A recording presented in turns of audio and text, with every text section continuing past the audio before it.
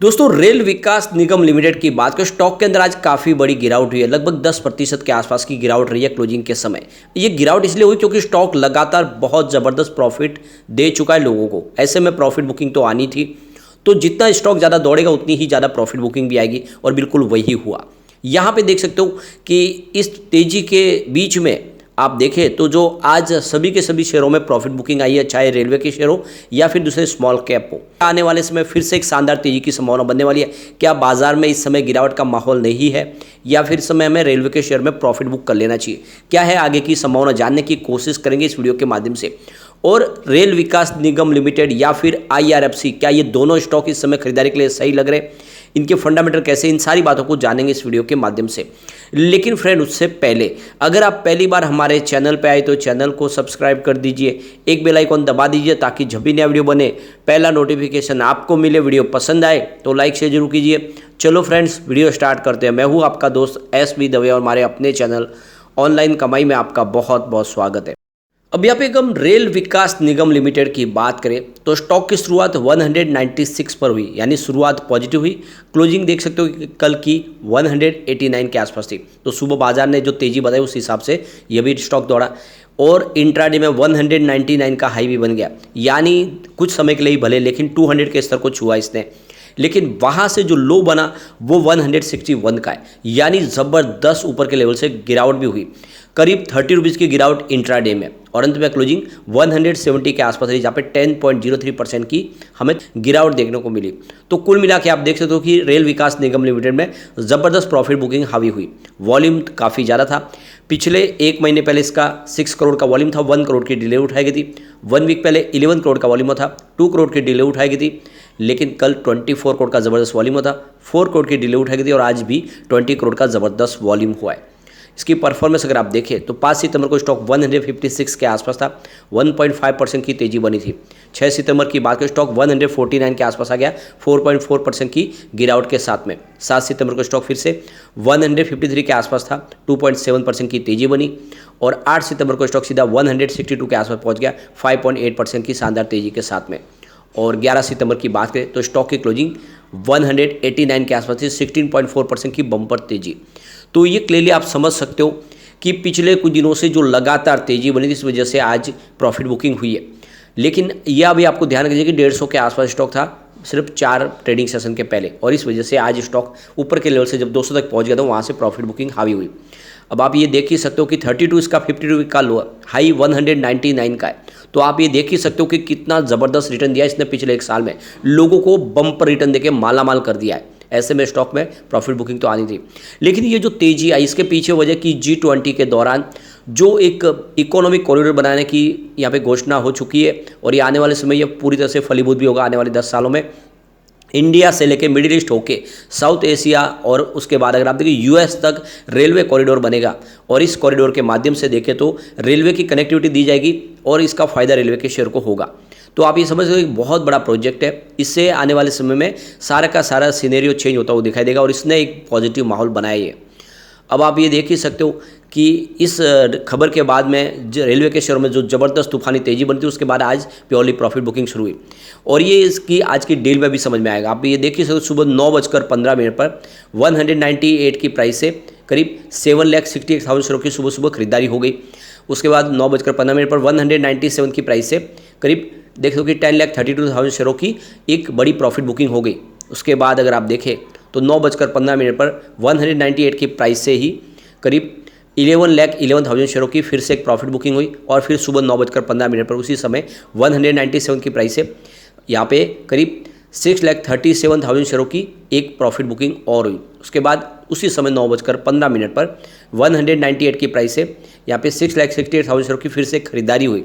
उसके बाद 9:16 पर 195 की प्राइस से 6,22,000 शेयरों की एक खरीदारी और हुई। उसके बाद 9:41 पर 180 की प्राइस से 3,50,000 शेयरों की एक बड़ी खरीदारी और हुई।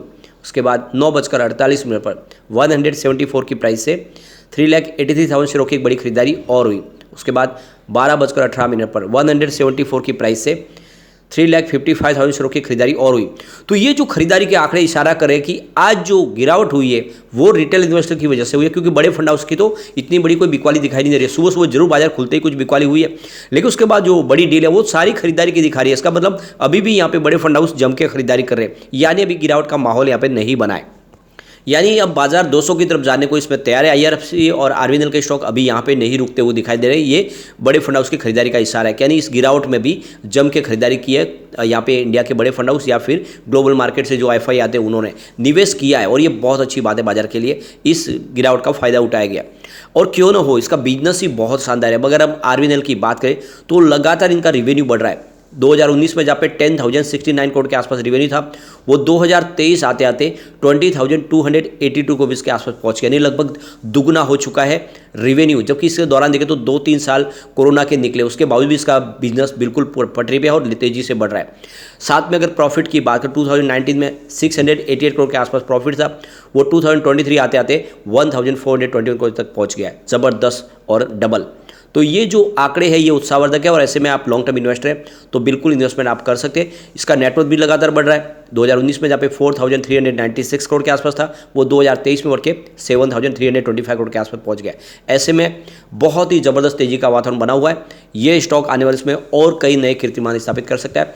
कंपनी नवरत्न बन चुकी है, इसके पास अब फ्रीडम है, बहुत सारे प्रोजेक्ट कंपनी कर सकती है। यहाँ पे देख दो कि कंपनी सिर्फ रेलवे के प्रोजेक्ट नहीं करती है, बल्कि इलेक्ट्रिसिटी बड़े बड़े प्रोजेक्ट करती है। 11 kV लाइन के बिछाने का काम कंपनी करती है। मेट्रो के सारे प्रोजेक्ट कंपनी के पास है। इसके अलावा कंपनी ग्लोबल मार्केट में भी बहुत सारे प्रोजेक्ट करती है, ब्रिज के प्रोजेक्ट बनाती है कंपनी। इस तरह से इनके पास जो प्रोजेक्ट है काफ़ी ज़्यादा है, और 2027 तक कंपनी कंप्लीट करेगी।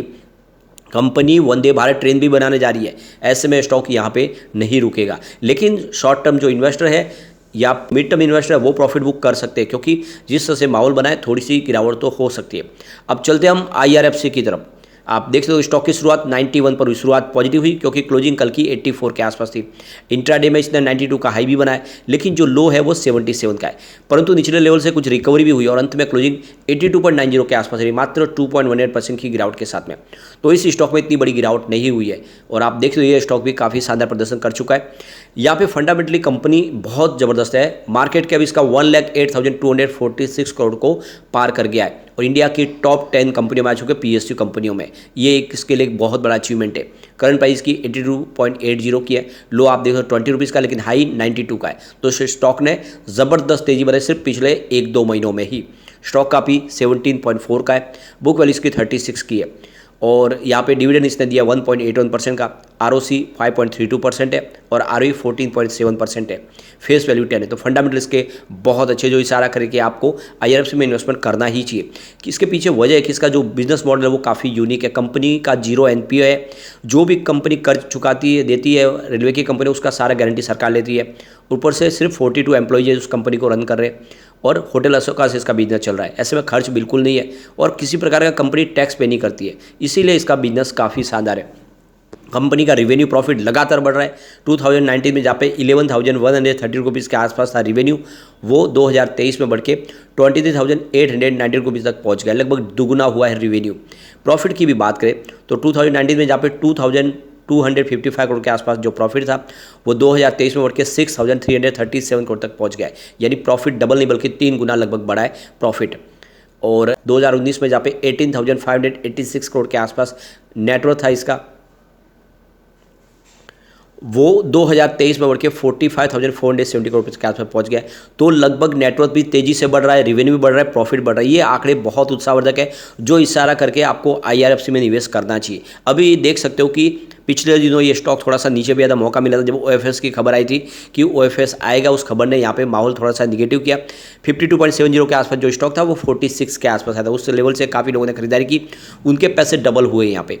अब आप देख सकते हो कि सरकार OFS लाएगी जरूर, क्योंकि जो होल्डिंग है सरकार की वो 86% के ऊपर है। ऐसे में 11% शेयर बाजार में रिलीज करने ही होंगे, परंतु ये OFS 100 के ऊपर आने की संभावना बनेगी, जिस तरह से आरबीएनएल में आया था। तो अभी फिलहाल चिंता की बात नहीं है, लॉन्ग टर्म इन्वेस्टर बने रहे। शॉर्ट टर्म इन्वेस्टर चाहे तो प्रॉफिट बुक कर सकते हैं, लेकिन फ्रेंड कोई भी इन्वेस्टमेंट करने से पहले अपने फाइनेंशियल एडवाइजर के बारे में ले ले, या अपना खुद का रिसर्च करें, क्योंकि मैंने वीडियो आपके एजुकेशनल पर्पज के लिए ही बनाया। वीडियो पसंद आए तो लाइक से जो कीजिए और चैनल को सब्सक्राइब कर दीजिए। Thank you friend.